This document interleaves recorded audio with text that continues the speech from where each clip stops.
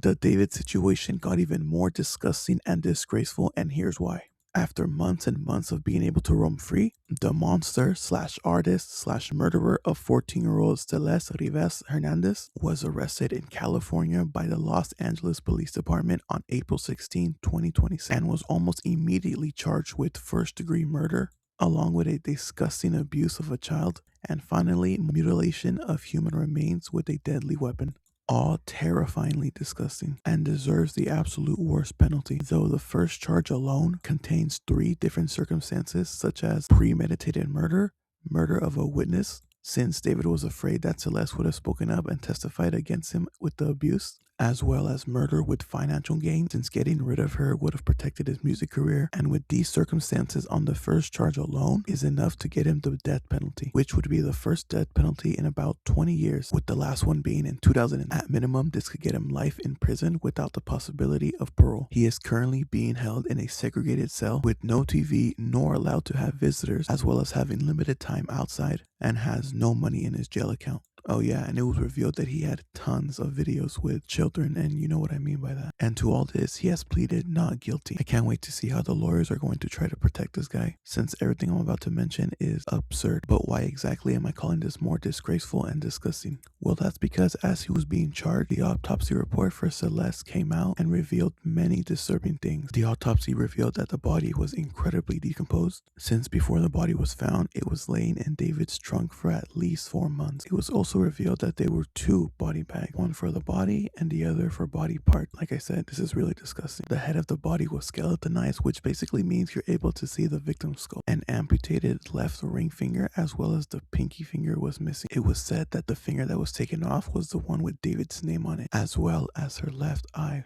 which is why there was a second body bag. And finally, it was revealed that the body had multiple penetrating wounds to the abdomen and chest. And here's where, for me personally, it feels much more terrifying and just, as I said already many times, disgraceful. Because what really stuck out to me the most for some reason is the way she was going to die was literally visualized at least 2 years before the incident occurred. He visualized this about twice in his music videos. The first one's in animated, where it's shown a girl who's clearly supposed to be Celeste. And I mean, it's just very uncanny that at this point he was already at some sort of psychotic level. In this video, to have the animated Celeste getting her stomach penetrated by a huge sharp object, which is really similar to what actually happened to her. So I have a feeling this could be used as some sort of premeditated charge. And of course, for his music video to his biggest song ever, Romantic Homicide, also having references to the victim with lyrics and visuals, singing about someone dying to him, and yet again having a Celeste lookalike in the video, while having blood all over her torso. Exactly how the autopsies revealed she was attacked. And there's about 2 unreleased songs that prove him even more guilty, in my opinion at least. One was titled Oh Celeste, literally having the victim's name in the title, which spoke about being obsessive over someone who is allegedly toying with him, that being Celeste, of course. Hear her voice each time I take a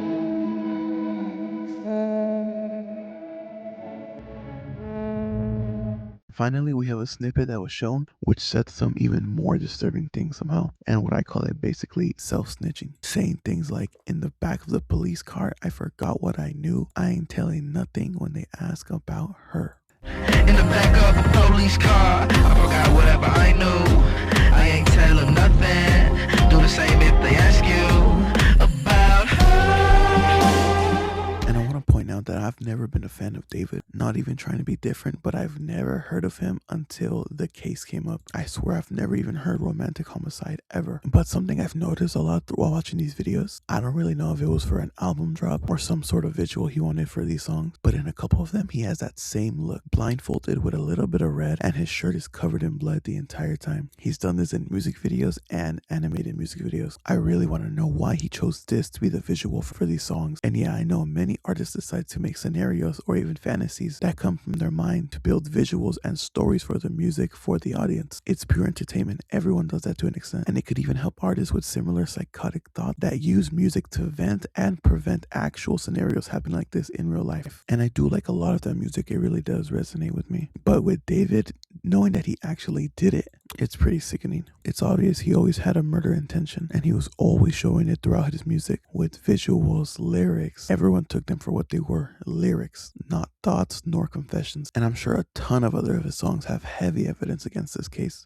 As of now, we know that they have about 40 terabytes of evidence to try and prosecute David for his criminal charges, and I would be incredibly shocked if somehow he's proven innocent, but I'm really certain that there's no way that's possible. That's why you gotta put some thought into the people you listen to, man. Because it's true that you can separate the art from the artist, but that's just undoable for artists like David. His art comes directly from the artist's mind. The twisted and psychotic mindsets that he used to commit these crimes were all coming from lyrics that he stated in his music. I personally think he deserves the worst punishment imaginable. And I know this may sound weird to say out loud, but it's not because someone was directly killed or the way they were killed that creeps me out or freaks me out. If it was some random other adult, I kind of would care a lot less, but since it was a child, someone who isn't really able to think for themselves, someone who is barely 18, I can't help but to feel horrible and sad for them. Someone who didn't know what they were doing, someone whose family wasn't guiding them the best. I feel terrible about him, and I feel so creeped out by David. Even if he didn't decide to do what he did, he was still with a minor. If he is proven innocent and didn't, unalive her, he was still with a minor. He's still a creep. He's still a weirdo. To have all these emotions and feelings to make music about a 14-year-old, that's mad weird, dude. Manipulating someone who can't think for themselves. I also can't help but to feel bad for people who are actually fans of this guy. Hopefully they'll find a new artist who isn't out there actually hurting people, as they say in their music. But that's all I got for today's video. If you watched through, thank you so much. If you enjoyed, please leave a thumbs up. I'd really appreciate that. If you want to stick around for other videos or watch my previous videos, feel free to subscribe. I'd love that too. Feel free to comment your opinion below. I will reply and favorite every single comment, as well as pin the comment that I like the most. Check out the link in bio for my Instagram at jordaniswanted, and I will hopefully see you in the next one. #KeepDavid. I'll see you in the next video. Bye bye.